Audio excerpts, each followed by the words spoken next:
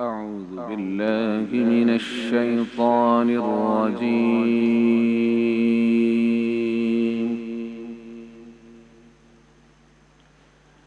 بسم الله الرحمن الرحيم.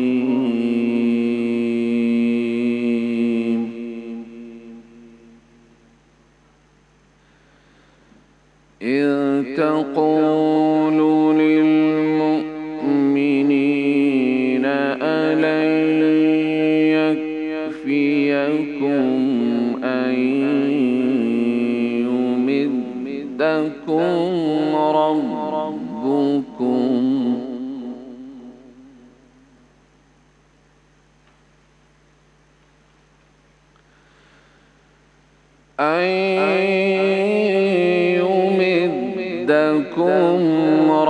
ربكم بثلاثة آلاف من الملائكة منزلين.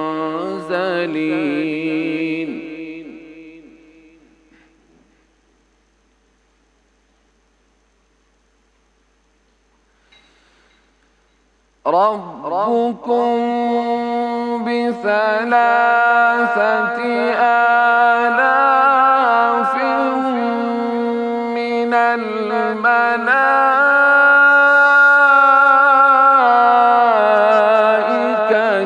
منزلين.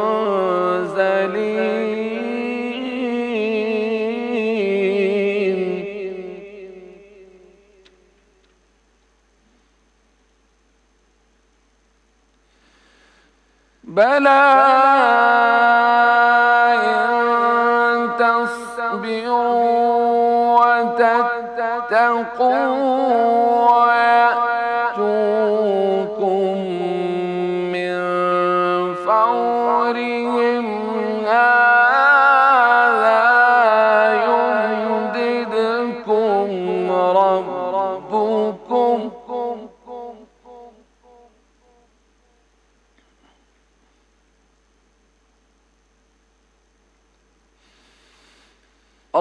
ربكم بخمسة آلاف من الملائكة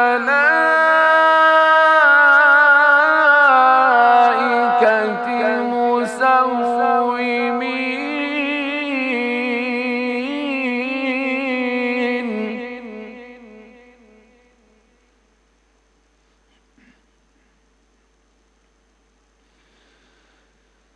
هذا يمددكم ربكم بخمسة آلاف من الملائكة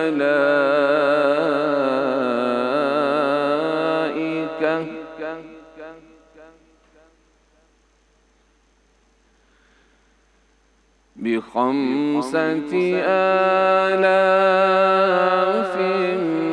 من الملائكة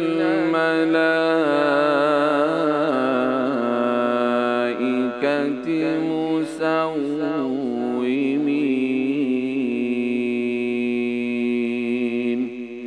صدق الله العظيم. ماشاء اللہ، جزاک اللہ۔ شروع اللہ کے پاک نام سے جو بڑا مہربان اور نہایت رحم فرمانے والا ہے۔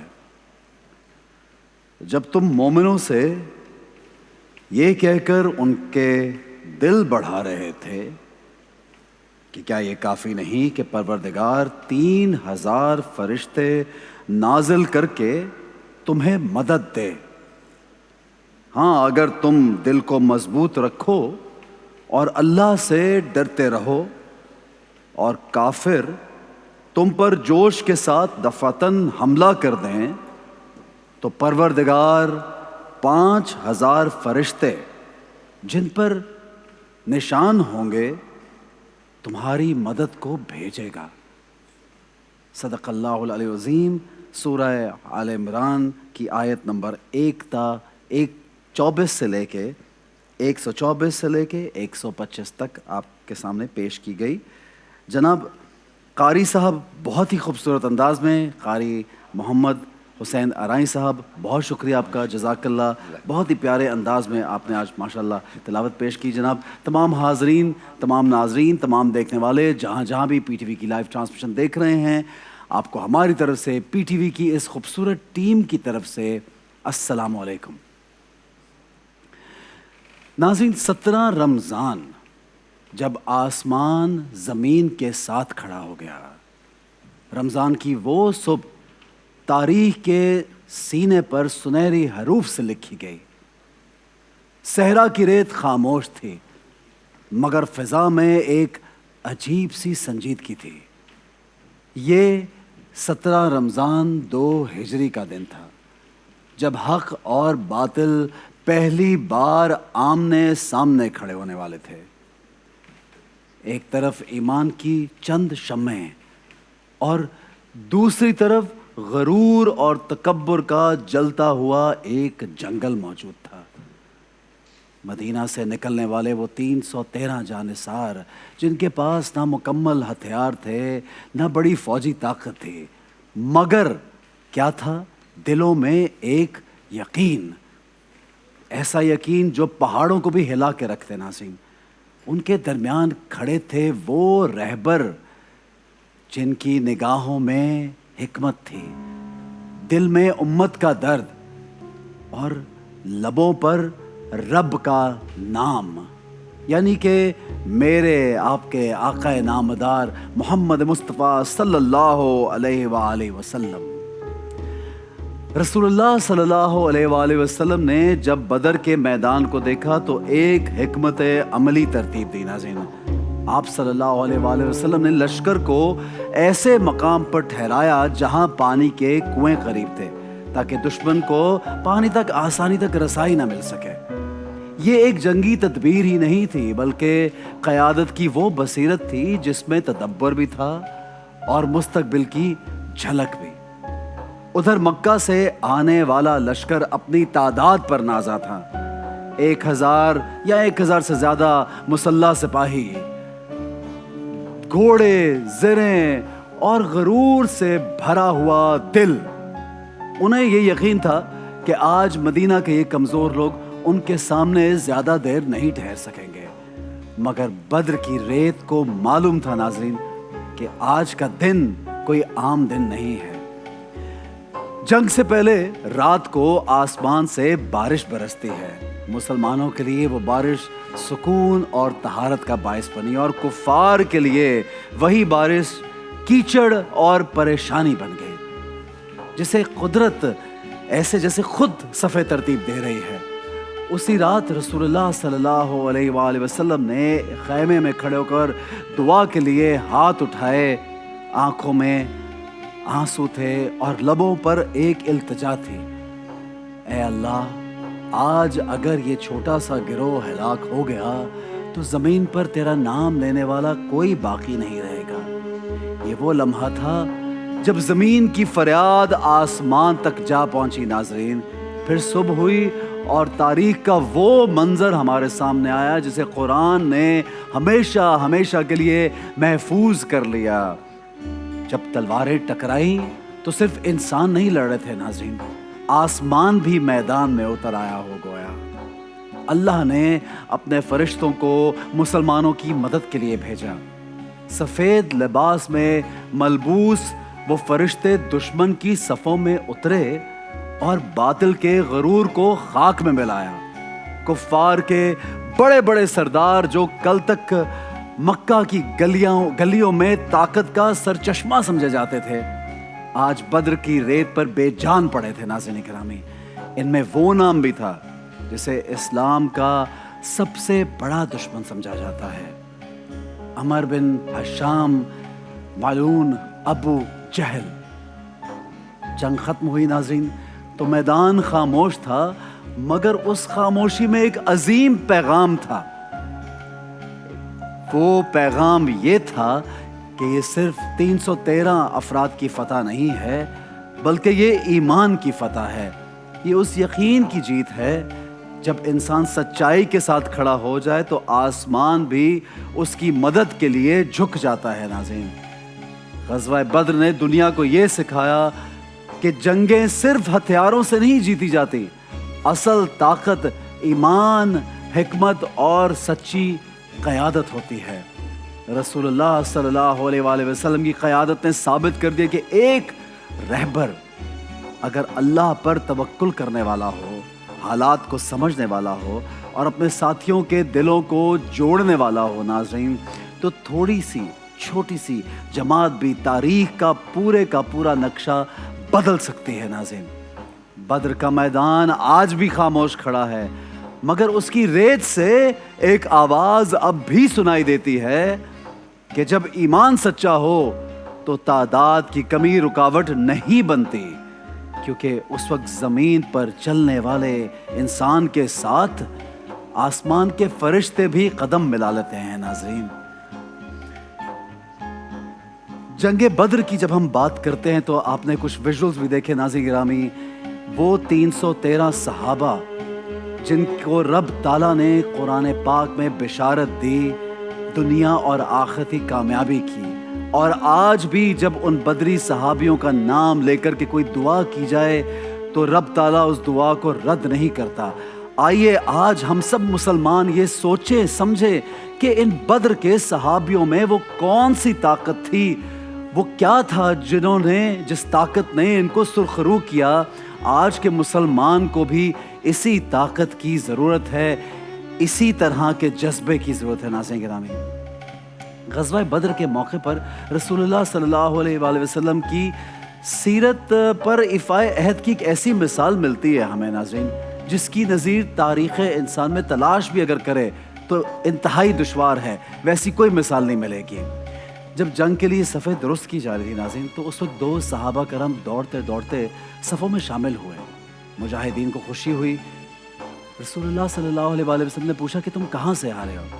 انہوں نے کہا کہ ہمیں راستے میں کفار نے روکا ہے کہ تم محمد صلی اللہ علیہ وسلم کی مدد کو جا رہے ہو، تو ہم نے انکار کر دیا اور وعدہ کیا کہ اس جہاد میں شرکت نہیں کریں گے۔ آپ صلی اللہ علیہ وآلہ وسلم نے یہ جب سنا تو فرمایا کہ تم اس جنگ میں شریک نہ ہونے کا وعدہ کیا ہے تو اس وعدے کو پورا کرنا ضروری ہے، لہٰذا تم جہاد میں شریک نہیں ہو سکتے۔ ہماری فکر نہ کرو، ہماری اللہ مدد کرے گا۔ ناظرین یہ دیکھیے کہ ایسے وقت میں جب مسلمانوں کی تعداد قلیل ہے، اس وقت بھی ایفائے عہد ادا کرنے کی تاکید کی جا رہی ہے۔ قربان جائیے آقا صلی اللہ علیہ وآلہ وسلم پر، آپ کی تدبیر پر، آپ کی حکمت پر۔ اور ناظرین گرامی کیا سیکھنا ہے ہمیں جنگ بدر سے، کس طرح سے اس جنگ بدر کو زندگی میں شامل کرنا ہے، اس پر آج گفتگو رہے گی۔ اس کے ساتھ ساتھ ناظرین گرامی آج کے دن کے حوالے سے ہماری ماں حضرت عائشہ رضی اللہ تعالیٰ عنہا، ان کے حوالے سے بھی منسوب کیا جاتا ہے، ان کے وصال کے حوالے سے۔ تو آج یقیناً ہم حضرت عائشہ کا بھی ذکر خیر اس محفل میں کریں گے۔ اور ایک روایت کے مطابق 17 رمضان المبارک 58 ہجری میں آپ کا وصال ہوا۔ آپ کی نماز جنازہ حضرت ابو ہریرہ رضی اللہ تعالیٰ عنہ نے پڑھائے، اور آپ کی وصیت کے مطابق آپ کو جنت البقیع میں دفن کیا گیا۔ حضرت عائشہ کا علمی مقام انتہائی بلند ناظرین گرامی، اور علمی خدمات سے صرف نہ اس وقت کے لوگوں نے فائدہ اٹھایا بلکہ رہتی دنیا تک مستفید ہوتے رہیں گے ناظرین۔ آپ سے روایت شدہ احادیث کی تعداد تقریباً 2200 ہے ناظرین، جبکہ آپ کے شاگرد صحابہ کی تعداد تقریباً 200 ہے۔ حضرت عائشہ کا نکاح ہجرت سے 3 سال پہلے ہوا، شوال کے مہینے میں ہوا ناظرین۔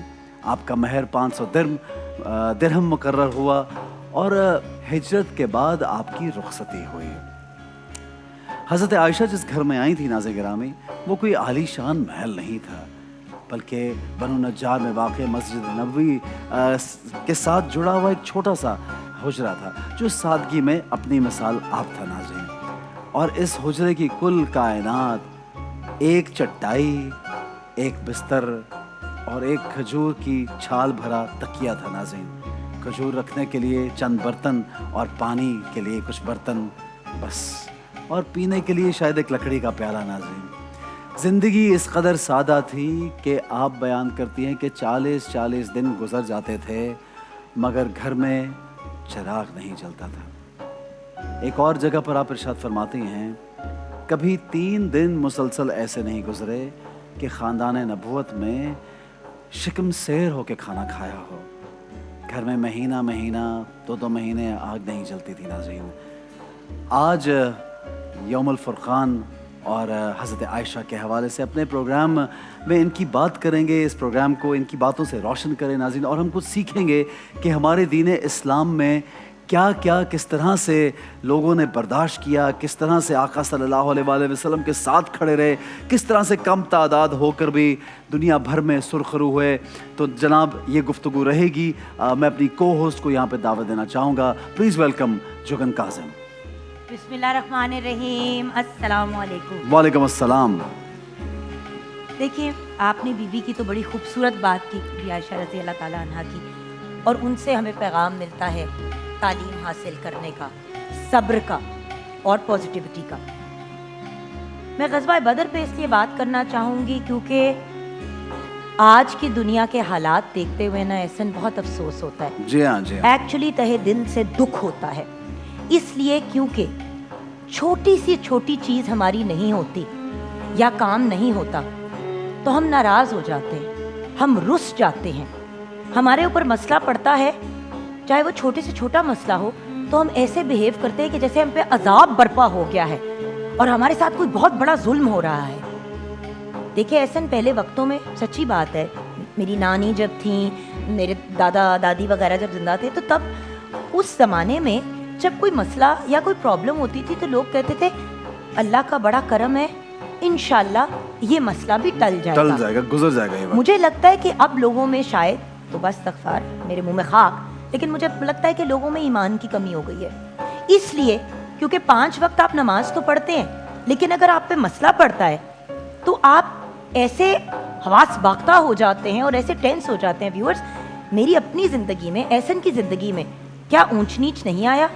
ہزاروں پرابلمز، ہزاروں مسائل آئے، ہم لوگوں نے اپنے کام بھی کیے، ہم آپ کے پاس آن سکرین آتے ہیں۔ میں چھوٹا سا آپ کو اگزامپل دیتی ہوں۔ احسن لینڈ ہوئے باہر سے، اور ان کی طبیعت اتنی خراب تھی کہ جس دن ہم اپنے پرومو کو شوٹ کرنا چاہ رہے تھے، آواز نہیں نکل رہی تھی احسن کی۔ احسن نے ایک دفعہ یہ نہیں کہا کہ میرے ساتھ بڑا ظلم ہوا، بلکہ یہ کہا کہ اللہ کا بڑا کرم ہے کہ میں چیریٹی کا کام کر کے، ڈونیشنز کا کام کر کے آیا ہوں۔ رائٹ کہ رانگ احسن؟ میں غلط کر رہی ہوں تو آپ مجھے کریکٹ کریں۔ اور اس کے بعد فرسٹ رمضان المبارک کو ایک لمحے کے لیے یہ نہیں محسوس ہوا کہ اس لڑکے کی طبیعت خراب ہے، اور ویورز میں گھبرائی ہوئی تھی کہ اس کی آواز بند ہو جانی ہے۔ تو میں چھوٹی سی ایک ایگزامپل دے رہی ہوں بیماری کی۔ اسی طرح ہزار اونچ نیچ کے مسائل ہوتے ہیں، بندہ تکالیف میں ہوتا ہے، کبھی کوئی مسئلہ ہوتا ہے۔ اپنے ایمان کو پختہ کرنا بہت امپورٹنٹ ہے احسن، بہت ضروری ہے، کیونکہ یہی وہ چیز ہے جو ہمیں کیری فارورڈ کرتی ہے۔ بالکل ایسا۔ اس کے پیچھے ساتھ ساتھ ایک بڑی ضروری چیز ہے کہ نیت آپ کی اچھی ہونی چاہیے۔ جیسے جنگ بدر میں نیت اچھی تھی، آبجیکٹو کلیئر تھا، رب تعالیٰ نے غیب سے جو ہے بے شک مدد بھیجی۔ بے شک، بالکل۔ سو جب ہمارا رب اتنا زیادہ محبت کرنے والا، اتنا کچھ ہمیں دینے والا ہے، تو ہمیں کیوں اس بات پہ یقین نہیں ہوتا کہ ہمارا رب ہمیں ہماری مشکلات، ہمارے مسائل سے نکال لے گا؟ اور اگر آزمائش آئی ہے تو وہ ایک ٹیسٹ ہے۔ جیسے ہم اسکول میں ایگزامز دیتے ہیں، پیپر دیتے ہیں، تو ایسا اس پیپر میں آپ فیل بھی ہو سکتے ہیں، اس میں 60-70 نمبر بھی لے سکتے ہیں، اور آپ A star A plus student بھی بن سکتے ہیں۔ تو اس آزمائش سے ہم نے A star A plus student بن کے نکلنا ہے۔ ویورز، یہ چیز مجھے بڑی لیٹ ہٹ کی جب مسائل ہوتے تھے نا احسن، قسم سے when I was younger میں کہتی تھی یہ کیوں نہیں ہوا۔ مجھے یاد ہے جب in my younger years میری بڑی میری ایک جگہ پسند تھی، وہاں پہ معاملہ نہیں بن پایا، شادی نہیں ہوئی، اور میں آپ کو بتا نہیں سکتی، میں اس وقت بڑی دکھی تھی، اور میں سوچتی تھی کہ اللہ میاں آپ جب ہر چیز صحیح کر سکتے ہیں تو یہ بھی میرے لیے صحیح کر دیں۔ اور آج فیصل کے ساتھ 14 سال ہو گئے ہیں میری شادی کو ماشاءاللہ سے، اور میں یہی سوچتی ہوں کہ میرے رب کا کرم ہے، ورنہ میرا حسن، میری نور اینڈ حمزہ کو کیسے ایک ایسا خوبصورت پیار کرنے والا باپ ملتا۔ بہت بہت اچھی بات ہے۔ اللہ کے ہر کام میں حکمت ہوتی ہے، اور اس چیز میں فیتھ رکھنا چاہیے کہ اگر جو مانگا وہ نہیں ملا تو آپ کا رب آپ کے لیے کہیں گنا करोड़ों गुना बेहतर चीज बिल्कुल सोच सही, रहा है। बिल्कुल सही। मैंने आपके साथ एक बड़ी पर्सनल चीज, व्यूअर्स रमजानुल मुबारक है, ऐसी बातें करनी नहीं बनती, लेकिन इसलिए शेयर की क्योंकि ये नहीं है कि व्यूअर्स मैंने भी कभी ऐसा नहीं किया, कहा कि अल्लाह मियाँ ये क्या, इससे तो बेहतर हो सकता था, आप तो ये ठीक कर सकते थे। लेकिन बड़ी दफ़ा ऐसा होता है। मेरी बिलाल कुतुब साहब से उस ज़माने में बात हुई, मैं बिलाल भाई के पास गई, बिलाल भाई ऐसा क्यों होता है? तो उन्होंने मुझे कहा कि जुगन इससे कहीं गुना बेहतर चीज़ तुम्हारा इंतज़ार कर रही है, तुम खुद मेरे पास आओगी। और ये सच्ची बात है कि 5-6 साल पहले वो भी कराची से ट्रांसमिशन कर रहे थे, तो मैं उनको गई मिलने के लिए। हमारी बड़ी प्यारी एंकर हैं जो पहले एक्टिंग भी करती थी, उनकी ब्रांड भी है, की गेस करें किसकी मैं बात कर रही हूँ? उरूज, अच्छा, उरूज नासिर। तो उरूज ने मुझे कहा कि बिलाल भाई मिलना चाह रहे थे। अच्छा, मैं गई उनको मिलने के लिए। सबसे पहली बात उन्होंने मुझे कही, खुश हो ना आप? अच्छा। मैंने मैंने कहा जी बिलाल भाई। उन्होंने कहा अल्लाह का फैसला तुम्हारे फैसले से बेहतर था ना? मैंने कहा बेशक। सो बात यह है कि व्यूअर्स, अल्लाह का बड़ा करम है कि ये काम तो करती हूँ, लेकिन इतनी प्यारी बिरादरी का हिस्सा हूँ कि हम सब एक दूसरे का ख्याल भी रखते हैं और बुरे वक्तों में पॉजिटिव पैगाम देते हैं। सो हमें भी कोशिश करनी है कि अगर कोई दुख में हो तो उनके साथ अच्छे तरीके से पेश आए, और अगर खुद तकलीफ में आए तो गिला करने के बजाय अल्लाह का शुक्र अदा करें कि उसने इस काबिल समझा कि इस आजमाइश से गुजारा। बिल्कुल सही, बिल्कुल सही, बहुत अच्छी बात है। मैंने बस इतना ही और लंबा कह दिया, लेकिन नहीं, आपने बहुत अच्छी बात की। और ये आपकी पर्सनल बात जो लोगों से जब शेयर करते हैं तो ज़्यादा रिलेटेबल भी होती है, क्योंकि हर फैमिली में हर जगह पे कोई ना कोई इशू ज़रूर होता है। और यही तो हमारा सिलसिला है दीन इस्लाम में कि अगर आप साबित कदमी से खड़े रहें, अगर आपको अल्लाह की ज़ात पे तवक्ल हो और रब ताला का शुक्र अदा करें, तो इंशाल्लाह उम्मीद अच्छे की रखें तो अच्छा ही। और ये तवक्कुल ही था कि 313 जो है वो हज़ारों पर गालिब आ गए। आप देखिए कि रब ताला का क्या कमाल है। जनाब, जंग बदर के हवाले से बातचीत जारी रहेगी। कलाम की जानिब तो बढ़ना है, लेकिन कलाम से पहले हमें एक छोटा सा ब्रेक लेना है। ब्रेक से वापस आएंगे तो फिर आपका पसंदीदा कलाम आपको ज़रूर सुनाएंगे। एक छोटा सा ब्रेक लेते हैं, हमारे साथ रहिए, देखते रहिए रमज़ान पाकिस्तान। बिस्मिल्लाह।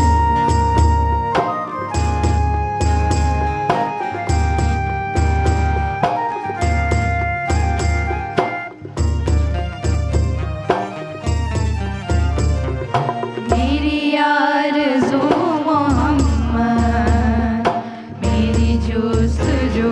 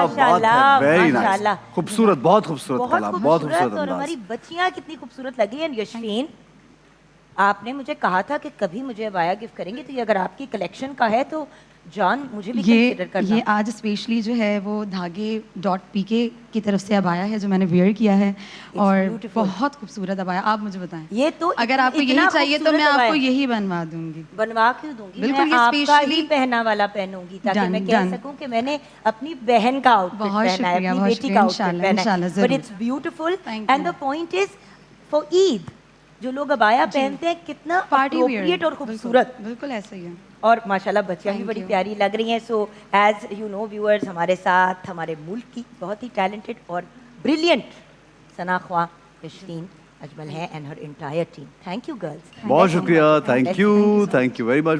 رمضان پاکستان اللہ کا احسان ہے, رمضان پاکستان.